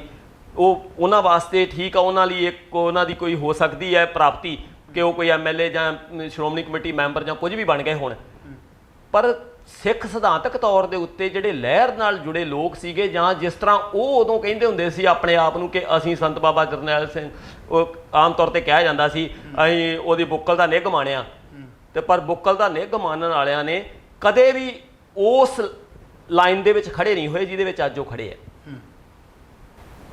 ਅੱਜ ਫੈਡਰੇਸ਼ਨ ਤੁਹਾਨੂੰ ਕਿੱਥੇ ਖੜੀ ਨਜ਼ਰ ਆ ਰਹੀ ਹੈ? ਅੱਜ ਫੈਡਰੇਸ਼ਨ ਦੀ ਜਿੱਥੋਂ ਤੱਕ ਗੱਲ ਆ, ਮੈਨੂੰ ਤਾਂ ਫੈਡਰੇਸ਼ਨ ਕਿਤੇ ਵੀ ਨਹੀਂ ਖੜੀ ਦਿਖਦੀ। ਇਹ ਤਾਂ ਨਾਂ ਆ, ਫੈਡਰੇਸ਼ਨ ਕਿਤੇ ਨਹੀਂ ਹੈਗੀ। ਇਹ ਤਾਂ ਫੈਡਰੇਸ਼ਨ ਦਾ ਨਾਂ ਯੂਜ਼ ਕਰ ਰਹੇ ਆ ਤੇ ਸਮਝਦੇ ਆ ਵੀ ਸ਼ਾਇਦ ਅਸੀਂ ਫੈਡਰੇਸ਼ਨ ਦੇ ਨਾਂ ਦੇ ਉੱਤੇ ਅਜੇ ਕਿ ਉਹਦੇ ਤੇ ਇਹਨਾਂ ਨੂੰ ਪ੍ਰਾਪਤੀ, ਕਿਉਂਕਿ ਜਿੰਨੀ ਦੇਰ ਤੱਕ ਬੇਸ਼ੱਕ 3 ਚੀਜ਼ਾਂ ਮਹੂ ਜੀ ਕਾਊਂਟ ਕਰਦੀਆਂ। ਪਹਿਲੀ ਗੱਲ ਸਿਧਾਂਤ, ਦੂਸਰੀ ਗੱਲ ਜਥੇਬੰਦਕ ਢਾਂਚਾ, ਤੇ ਤੀਸਰੀ ਗੱਲ ਮੁਖੀ। ਕੀ ਬਾਤ ਹੈ। ਹਾਂਜੀ, ਨਾ ਫੈਡਰੇਸ਼ਨ ਦੇ ਕੋਲ ਉਹ ਜਥੇਬੰਦਕ ਢਾਂਚਾ ਆ, ਤੇ ਮੁੱਢਲੀ ਗੱਲ ਜਿੱਥੋਂ ਤੁਰਦੀ ਹੈ, ਨਾ ਕਿਸੇ ਵੀ ਜਥੇਬੰਦ ਇਹ ਕਿਸੇ ਵੀ ਗਰੁੱਪ ਕੋਲ ਜਿਹੜੇ ਫੈਡਰੇਸ਼ਨ ਦਾ ਨਾਂ ਯੂਜ਼ ਕਰ ਰਹੇ, ਉਹਨਾਂ ਕੋਲ ਸਿਧਾਂਤ ਆ ਤੇ ਨਾ ਕੋਈ ਮੁਖੀ ਆ। ਇਸ ਕਰਕੇ ਫੈਡਰੇਸ਼ਨ ਤਾਂ ਕਿਤੇ ਵੀ ਹੈ ਨਹੀਂ ਜੀ। ਚਾਹੇ ਜਿੰਨੀਆਂ ਵੀ ਫੈਡਰੇਸ਼ਨਾਂ ਦਾ ਨਾਮ ਪੰਜਾਬ ਵਿੱਚ ਹੈ, ਜਿਵੇਂ ਹੁਣ ਇਹ ਚੰਗੀ ਕਰਨ, ਇਹ ਚੁੱਪ ਕਰਕੇ ਇਹਨਾਂ ਨੂੰ ਬਾਦਲ ਲਿਖ ਕੇ ਬਾਦਲ ਫੈਡਰੇਸ਼ਨ ਲਿਖ ਦੇਣ ਤਾਂ ਉਹ ਬਿਹਤਰ ਰਹੇਗਾ। ਬਿਹਤਰ ਨਾਂ ਇਹਨਾਂ ਦਾ ਇਹ ਆ, ਹਾਂਜੀ, ਬਾਦਲ ਯੂਥ ਫੈਡਰੇਸ਼ਨ ਬਿਹਤਰ ਨਾਂ ਇਹ ਹੈ ਵੀ ਆਲ ਇੰਡੀਆ ਜਿਹੜੇ ਸ਼ਬਦ ਉਹ ਸਿੱਖ ਸਟੂਡੈਂਟ ਫੈਡਰੇਸ਼ਨ ਨਾਂ ਜਿਹੜਾ ਉਹ ਕੱਟ ਦੇਣਾ ਚਾਹੀਦਾ। ਇਹ ਤਾਂ ਇਹਨੇ ਉਹ ਉਲਟਾ ਫੈਡਰੇਸ਼ਨ ਦਾ ਨਾਮ ਬਦਨਾਮ ਕਰ ਰਿਹਾ। ਫੈਡਰੇਸ਼ਨ ਅੱਜ ਕਿਤੇ ਨਹੀਂ ਹੈਗੀ ਜੀ। ਵੀ ਜਿਹੜਾ ਇਹਦਾ ਮੁੱਖ ਮਕਸਦ ਜਿਹੜਾ ਸੀ, ਜਿਵੇਂ ਤੁਸੀਂ ਦੱਸਿਆ ਸ਼ੁਰੂਆਤ ਸੀ, ਦੇਖੋ ਫੈਡਰੇਸ਼ਨ ਕੈਂਪ ਲਾਉਂਦੀ ਸੀ ਯੂਥ ਨੂੰ, 2-2 3-3 ਦਿਨ ਦੇ ਕੈਂਪ, ਬੜੇ ਇੰਟੈਲੈਕਚੁਅਲ ਲੋਕਾਂ ਨੂੰ ਸੱਦ ਕੇ ਅਸੀਂ ਅਨੰਦਪੁਰ ਸਾਹਿਬ, ਕਦੀ ਫਤਿਹਗੜ੍ਹ ਸਾਹਿਬ, ਕਦੀ ਅੰਮ੍ਰਿਤਸਰ ਸਾਹਿਬ ਕੈਂਪ ਲਾਉਣੇ। ਸੈਂਕੜੇ ਨੌਜਵਾਨ ਜਿਹੜੇ ਸੀ ਇਕੱਠੇ ਹੁੰਦੇ ਸੀ, 3-3 ਦਿਨ ਦੇ ਕੈਂਪ ਲੱਗਦੇ ਸੀ। ਸਿਧਾਂਤਕ ਤੌਰ ਦੇ ਉੱਤੇ ਸਾਨੂੰ ਅੱਜ ਤੱਕ ਵੀ ਉਹ ਚੀਜ਼ਾਂ ਨਹੀਂ ਭੁੱਲੀਆਂ ਜਿਹੜੀਆਂ ਅਸੀਂ ਕੈਂਪਾਂ ਦੇ ਵਿੱਚ ਪੜ੍ਹੀਆਂ ਸੀ, ਜਿਹੜੀਆਂ ਸਾਨੂੰ ਉਸ ਵਿਦਵਾਨਾਂ ਨੇ ਦੱਸੀਆਂ ਸੀਗੀਆਂ, ਔਰ ਉਹ ਅੱਜ ਉਹ ਚੀਜ਼ਾਂ ਸਾਰੀਆਂ ਖਤਮ। ਤੇ ਜੇ ਇਹ ਕਰਦੇ ਵੀ ਹੈ, ਪਿੱਛੇ ਜੇ ਮੈਂ ਦੇਖਿਆ 2-4 ਸਾਲ ਪਹਿਲਾਂ ਇਹਨਾਂ ਨੇ ਕਿਤੇ 1-2 ਥਾਵਾਂ ਤੇ ਕੀਤੇ, ਇਹ ਯਤਨ ਕਰ ਰਿਹਾ ਕਿ ਅਸੀਂ ਦਿਖਾਈਏ, ਦਿਖਾਵਾ ਢੋਂਗ ਰਚ ਰਿਹਾ ਕਿ ਅਸੀਂ ਦਿਖਾਈਏ ਕਿ ਅਸੀਂ ਫੈਡਰੇਸ਼ਨ ਉਹ ਗੱਲ ਹੈ। ਪਰ ਉਸ ਜਦੋਂ ਕੈਂਪ ਲੱਗਦੇ, ਉਸ ਫੈਡਰੇਸ਼ਨ ਦੇ ਕੈਂਪ ਜਦੋਂ ਲੱਗਦੇ ਸੀ, ਉੱਥੇ ਤਾਂ ਸਾਨੂੰ ਇਹ ਦੱਸਿਆ ਜਾਂਦਾ ਸੀ ਕਿ ਤੁਸੀਂ ਜਿਹੜੇ ਉਹ ਸਿੱਖ ਰਾਜ ਦੇ ਵਾਰਸ ਹੋ। ਹਾਂਜੀ, ਹੁਣ ਕੀ ਦੱਸਿਆ ਜਾਂਦਾ ਉੱਥੇ ਕੈਂਪਾਂ ਦੇ ਵਿੱਚ ਵੀ ਤੁਸੀਂ ਬਾਦਲ ਦੇ ਵਾਰਸ ਹੋ। ਸਾਨੂੰ ਉਸ ਵਕਤ ਸਾਨੂੰ ਇਹ ਦੱਸਿਆ ਜਾਂਦਾ ਸੀ ਕਿ ਤੁਹਾਡਾ ਮਹਾਰਾਜਾ ਰਣਜੀਤ ਸਿੰਘ ਤੁਹਾਡਾ ਰਾਜਾ ਸੀ, ਤੁਸੀਂ ਜਥੇਦਾਰ ਸਾਧੂ ਸਿੰਘ ਦੇ ਵਾਰਸ ਆ। ਜਿਹੜਾ ਜਥੇਦਾਰ ਹੋ ਕੇ, ਜਥੇਦਾਰ ਸਾਧੂ ਸਿੰਘ ਤੁਸੀਂ ਜਾਣਦੇ ਹੋਵੋਗੇ, ਮੁਲਤਾਨ ਦੀ ਜੰਗ ਦੇ ਵਿੱਚ ਜਿਹਨੇ ਤੋਪ ਦੇ ਥੱਲੇ ਮੋਢਾ ਦਿੱਤਾ ਸੀ, ਔਰ ਉਹਨੂੰ ਕਿਹਾ ਸੀ ਵੀ ਕੌਣ ਮੋਢਾ ਦੇਊਗਾ, ਪਹਿਲਾਂ 2 ਪਿਓ ਪੁੱਤ ਲੜ ਰਿਹਾ, ਸੰਖੇਪ ਵਿੱਚ ਮੈਂ ਗੱਲ ਕਰ ਰਿਹਾ, ਉਹ ਕਹਿੰਦਾ ਜੀ ਮੈਂ ਫੈਸਲਾ ਕਰਦਾ। ਉਹ ਕਹਿੰਦਾ ਤੁਹਾਡੀ ਵਾਰੀ ਨਹੀਂ, ਕਿਉਂਕਿ ਮੈਂ ਜਥੇਦਾਰ ਹਾਂ, ਮੇਰੀ ਡਿਊਟੀ ਆ ਕਿ ਮੈਂ ਪਹਿਲਾਂ ਮੋਢਾ ਦੇਵਾਂ। ਸੋ ਇਹ ਭਾਈ ਅਮਰੀਕ ਸਿੰਘ ਦੀ ਸੋਚ ਇਹ ਸੀ। ਔਰ ਮੈਂ ਤੁਹਾਡੇ ਨਾਲ ਇੱਕ ਛੋਟੀ ਜਿਹੀ ਗੱਲ ਬੜੀ ਇਮੋਸ਼ਨਲ ਹੈਗੀ ਆ ਕਿ ਕਿਉਂਕਿ ਜਦੋਂ ਜੂਨ 84 ਦੇ ਵਿੱਚ ਭਾਈ ਅਮਰੀਕ ਸਿੰਘ ਹੁਣੀ ਸ਼ਹੀਦ ਹੋਏ ਆ, ਤੇ ਜਿਹੜੇ ਉਹਨਾਂ ਦੇ ਨਾਲੋਂ ਬਿਲਕੁਲ ਕਰੀਬੀ ਕੁਝ ਸਿੰਘਾਂ ਨੂੰ ਉਹਨਾਂ ਯਤਨ ਕੀਤਾ ਵੀ ਸਿੰਘ ਕੁਛ ਨਾ ਕੁਛ ਨਿਕਲ ਜਾਣ। ਹਾਂਜੀ, ਸੰਤਾਂ ਨੇ ਵੀ ਕਿਹਾ ਆਖਰੀ ਟਾਈਮ ਤੇ ਵੀ ਕੁਝ ਸਿੰਘ ਨਿਕਲ ਜਾਓ, ਤਾਂ ਇੱਕ ਸਿੰਘ ਨੇ ਜਿਹੜੀ ਕਿਹਨੂੰ ਗਾਥਾ ਦੱਸੀ ਉਹ ਇੰਨੀ ਮਤਲਬ ਜਿਹੜੀ ਆ ਦਿਲ ਟੁੰਬਵੀਂ ਆ, ਜਿਹੜਾ ਕਿ ਉਹਨਾਂ ਦੇ ਨਾਲ ਉਹ ਬਾਅਦ 'ਚ ਸ਼ਹੀਦ ਹੋ ਗਿਆ ਸਿੰਘ। ਉਹਨੇ ਕਿਹਾ ਜਦੋਂ ਸੰਤਾਂ ਨੇ ਕਿਹਾ ਭਾਈ ਸਾਹਿਬ ਮੈਂ ਚਾਹੁੰਦਾ ਕਿ ਤੁਸੀਂ ਮੇਰੇ ਤੋਂ ਬਾਅਦ ਇੱਕ ਵੱਡੀ ਸ਼ਖਸੀਅਤ ਆ ਤੇ ਤੁਸੀਂ ਸੰਤ ਕਰਤਾਰ ਸਿੰਘ ਜੀ ਸੁਪੁੱਤਰ ਹੋ, ਤੇ ਤੁਸੀਂ ਮੈਂ ਤੁਹਾਨੂੰ ਹੱਥ ਜੋੜ ਕੇ ਬੇਨਤੀ ਕਰਦਾ ਵੀ ਤੁਸੀਂ ਬਾਹਰ ਨਿਕਲ ਜਾਓ, ਤੁਸੀਂ ਮਹਿਤੇ ਚੱਲ ਜਾਓ, ਹੋ ਸਕਦਾ ਤੁਹਾਨੂੰ ਸਰਕਾਰ ਗ੍ਰਿਫਤਾਰ ਕਰੇ, ਕੋਈ ਗੱਲ ਨਹੀਂ, ਸਾਲ ਨਹੀਂ 2 ਸਾਲ ਤੁਸੀਂ ਬਾਹਰ ਆਓਗੇ, ਤੁਸੀਂ ਕੌਮ ਦੀ ਕਮਾਂਡ ਸੰਭਾਲਣੀ ਹੈ। ਪਰ ਭਾਈ ਅਮਰੀਕ ਸਿੰਘ ਜੀ ਨੇ ਪਤਾ ਕੀ ਜਵਾਬ ਦਿੱਤਾ? ਅੱਖਾਂ ਭਰ ਕੇ ਉਹਨਾਂ ਨੇ ਇਹ ਗੱਲ ਕਹੀ ਵੀ ਬਾਬਾ ਜੀ ਮੇਰੇ ਨਾਲ ਧੱਕਾ ਨਾ ਕਰੋ, ਮੈਂ ਤੁਹਾਨੂੰ ਛੱਡ ਕੇ ਨਹੀਂ ਜਾਣਾ, ਮੈਂ ਤੁਹਾਡੇ ਨਾਲ ਹੀ ਸ਼ਹੀਦ ਹੋਣਾ ਆ, ਹੁਣ ਮੈਨੂੰ ਮੌਕਾ ਆਇਆ ਵਾ ਸ਼ਹਾਦਤ ਦਾ ਤੇ ਹੁਣ ਮੈਨੂੰ ਧੱਕਾ ਦੇਣ ਲੱਗੇ ਹੋ। ਵੀ ਮੌਕਾ ਖੁੰਝਣਾ ਜਾਵੇ। ਹਾਂ, ਮੈਂ ਇਹ ਮੌਕਾ ਨਹੀਂ ਖੁੰਝਣ ਦੇਣਾ ਤੇ ਮੇਰੀ ਬੇਨਤੀ ਸਵੀਕਾਰ ਕਰੋ, ਮੈਨੂੰ ਦੁਬਾਰਾ ਜੀ। ਸੰਤਾਂ ਨੇ ਫਿਰ ਉਹਨੂੰ ਦੁਬਾਰਾ ਨਹੀਂ ਕਿਹਾ। ਔਰ ਜਦੋਂ ਉਹ ਨਿਕਲੇ ਬਾਹਰ 6 ਜੂਨ ਨੂੰ ਸਵੇਰੇ ਤੇ ਭਾਈ ਅਮਰੀਕ ਸਿੰਘ ਹੁਣੇ ਦਾ ਜ਼ਖਮੀ ਹੋ ਗਏ ਆ, ਬਹੁਤ ਗੰਭੀਰ ਜ਼ਖਮੀ ਸੀ, ਤੇ 2 ਸਿੰਘਾਂ ਨੇ ਉਹਨਾਂ ਨੂੰ ਭਾਈ ਮਨਵੀਰ ਸਿੰਘ ਚਹੇੜੂ ਤੇ ਭਾਈ ਗੁਰਜੀਤ ਸਿੰਘ ਉਹਨਾਂ ਨੇ ਖਿੱਚ ਕੇ ਉਹਨਾਂ ਨੂੰ ਕੰਧ ਦੇ ਨਾਲ ਲਾਇਆ ਵਾ ਨਿਸ਼ਾਨ ਸਾਹਿਬ ਦੇ ਪਿੱਛੇ। ਤੇ ਇੱਕਦਮ ਜਦੋਂ ਉਹ ਲਾਇਆ ਵਾ ਤਾਂ ਉਹ ਕਹਿੰਦੇ ਆ ਭਾਈ ਅਮਰੀਕ ਸਿੰਘ ਜੀ ਨੂੰ ਕਿ ਭਾਈ ਸਾਹਿਬ ਤੁਸੀਂ ਤਾਂ ਬਹੁਤ ਗੰਭੀਰ ਜ਼ਖਮੀ ਹੋ, ਬਹੁਤ ਜ਼ਿਆਦਾ ਜ਼ਖਮ ਆ ਤੁਹਾਡੇ। ਤੇ ਜਵਾਬ ਪਤਾ ਕੀ ਦਿੱਤਾ ਉਹਨਾਂ ਨੇ? ਉਹਨੇ ਨਹੀਂ ਗਏ ਜਿੰਨੇ ਸਾਹਿਬਜ਼ਾਦਾ ਅਜੀਤ ਸਿੰਘ ਦੇ ਸੀ ਜੀ, ਉਹਨੇ ਨਹੀਂ ਗਏ ਜਿੰਨੇ ਸਾਹਿਬਜ਼ਾਦਾ ਅਜੀਤ ਸਿੰਘ ਦੇ ਸੀ। ਤੇ ਨਾਲ ਹੀ ਕਿਹਾ, ਇੰਨੀ ਗੱਲ ਕਹਿਣ ਦੀ ਦੇਰ ਤਾਂ ਕਹਿੰਦੇ ਅਸੀਂ ਆਖਿਆ ਇਦਾਂ ਵੇਖ, ਉਹ ਪਿੱਛੇ ਉਹ ਉਹਨਾਂ ਵੱਲ ਨੂੰ ਚਿਹਰਾ ਉਹਨਾਂ ਦਾ ਭਾਈ ਅਮਰੀਕ ਸਿੰਘ ਵੱਲ ਨੂੰ ਸਿੰਘਾਂ ਦਾ, ਤੇ ਉਹਨਾਂ ਦਾ ਚਿਹਰਾ ਬਾਹਰ ਨੂੰ ਆ ਨਿਗਾਹ ਉਹਨਾਂ ਦੀ। ਇੱਕਦਮ ਕਹਿੰਦੇ ਉਹ ਸੰਤ ਸ਼ਹੀਦ ਹੋ ਗਏ ਸਾਹਮਣੇ, ਸੰਤਾਂ ਦਾ ਸਰੀਰ ਤੇ ਕੁਝ ਨਾਲ ਦੇ ਸਾਥੀ ਸਿੰਘਾਂ ਦਾ, ਭਾਈ ਜੋਗਿੰਦਰ ਸਿੰਘ ਹੋਣੀ, ਸਾਰੇ ਸਿੰਘ ਜਿਹੜੇ ਸੰਤਾਂ ਨਾਲ ਨਿਕਲੇ, ਉਹਨਾਂ ਦੇ ਸਰੀਰ ਜਿਹੜੇ ਸਾਹਮਣੇ ਪਏ ਸੀਗੇ। ਇੱਕਦਮ ਗੋਲਾ ਚੱਲਿਆ ਤੋਪ ਦਾ, ਉਹ ਉੱਥੇ 4 ਚਫੇਰਿਓਂ ਪਛਾੜ ਆਈ ਗੋਲੀਆਂ ਦੀ, ਸ਼ਹੀਦ ਹੋ ਗਏ। ਤਾਂ ਭਾਈ ਅਮਰੀਕ ਸਿੰਘ ਜਦੋਂ ਉਹਨਾਂ ਪਿੱਛੇ ਨੂੰ ਭੌਂ ਕੇ ਦੇਖਿਆ ਤੇ ਭਾਈ ਅਮਰੀਕ ਸਿੰਘ ਵੀ ਪ੍ਰਾਣ ਤਿਆਗ ਚੁੱਕੇ। ਇਹ ਇੱਕ ਵਿਰਸਾ ਸੀਗਾ ਭਾਈ ਸਾਧੂ ਸਿੰਘ ਮਲਤਾਨ ਦੀ ਜੰਗ ਦਾ, ਜਾਂ ਜਹਦਰ ਹਰੀ ਸਿੰਘ ਨਲੂਏ ਦਾ, ਜੋ ਸੰਤਾਂ ਨੇ ਇਹ ਕਹ ਲਈ ਵੀ ਕੈਂਪ ਦੇ ਵਿੱਚ ਬਹੁਤ ਜ਼ਬਰਦਸਤ ਤਿਆਰੀ ਕਰਵਾਈ ਇਹ ਚੀਜ਼ਾਂ ਪੜ੍ਹਾਈਆਂ ਜਾਂਦੀਆਂ ਸੀ। ਜੀ ਜੀ, ਦਿਲ ਦੀਆਂ ਗਹਿਰਾਈਆਂ ਤੋਂ ਸਰਦਾਰ ਸਵਰਨ ਸਿੰਘ ਜੀ ਤੁਹਾਡੇ ਧੰਨਵਾਦੀਆਂ, ਸਮੇਂ ਦੀਆਂ ਘੜੀਆਂ ਰੋਕਦੀਆਂ ਨੇ। ਨਹੀਂ ਤੇ ਜਿਵੇਂ ਤੁਸੀਂ ਸੰਘਰਸ਼ ਦਾ ਇੱਕ ਬਹੁਤ ਵੱਡਾ ਪਾਰਟ ਰਹੇ ਹੋ, ਤੁਹਾਡੇ ਕੋਲ ਬਹੁਤ ਕੁਝ ਗ੍ਰਹਿਣ ਕਰਦੇ, ਬਹੁਤ ਕੁਝ ਲੈਂਦੇ, ਸਮੇਂ ਦੇ ਉੱਪਰ ਤੁਹਾਡੀਆਂ ਸੇਵਾਵਾਂ ਹੋਰ ਵੀ ਲਵਾਂਗੇ। ਸੋ ਦਰਸ਼ਕੋ, ਇਹ ਸਨ ਸਰਦਾਰ ਸਵਰਨ ਸਿੰਘ ਜੀ। ਮੈਂ ਸਮੁੱਚੀ ਅਕਾਲ ਚੈਨਲ ਦੀ ਟੀਮ ਵੱਲੋਂ, ਸਮੁੱਚੇ ਦਰਸ਼ਕਾਂ ਵੱਲੋਂ ਵੀਰ ਜੀ ਤੁਹਾਡਾ ਦਿਲ ਦੀਆਂ ਗਹਿਰਾਈਆਂ ਤੋਂ ਧੰਨਵਾਦੀ ਹਾਂ। ਧੰਨਵਾਦ ਜੀ ਤੁਹਾਡਾ ਵੀ, ਤੁਸੀਂ ਮੌਕਾ ਦਿੱਤਾ ਕਿ ਮੈਂ ਫੈਡਰੇਸ਼ਨ ਦੇ ਵਿਰਸੇ ਬਾਰੇ, ਫੈਡਰੇਸ਼ਨ ਦੀ ਲੀਡਰਸ਼ਿਪ ਬਾਰੇ ਤੁਹਾਡੇ ਨਾਲ ਵਿਚਾਰ ਸਾਂਝੇ ਕਰ ਪਾਇਆ। ਉਮੀਦ ਹੈ ਅਕਾਲ ਚੈਨਲ ਦੇ ਸਮੂਹ ਦਰਸ਼ਕ ਇਸ ਚੀਜ਼ ਨੂੰ ਪਸੰਦ ਵੀ ਕਰਨਗੇ। ਔਰ ਸਾਰੇ ਦੋਸਤਾਂ ਦਾ ਔਰ ਸਾਰੇ ਦਰਸ਼ਕਾਂ ਦਾ ਤਹਿ ਦਿਲੋਂ ਧੰਨਵਾਦ। ਵਾਹਿਗੁਰੂ ਜੀ ਕਾ ਖਾਲਸਾ, ਵਾਹਿਗੁਰੂ ਜੀ ਕੀ ਫਤਿਹ। ਸੋ ਦਰਸ਼ਕੋ, ਬੜੀ ਜਲਦੀ ਤੁਹਾਡੀ ਸੇਵਾ ਦੇ ਵਿੱਚ ਕਿਸੇ ਹੋਰ ਸ਼ਖਸੀਅਤ ਦੇ ਨਾਲ ਆਵਾਂਗਾ। ਆਪਣੇ ਸੇਵਕ ਹਰਪ੍ਰੀਤ ਸਿੰਘ ਮਖੂ ਨੂੰ ਦਿਓ ਇਜਾਜ਼ਤ। ਵਾਹਿਗੁਰੂ ਜੀ ਕਾ ਖਾਲਸਾ, ਵਾਹਿਗੁਰੂ ਜੀ ਕੀ ਫਤਿਹ।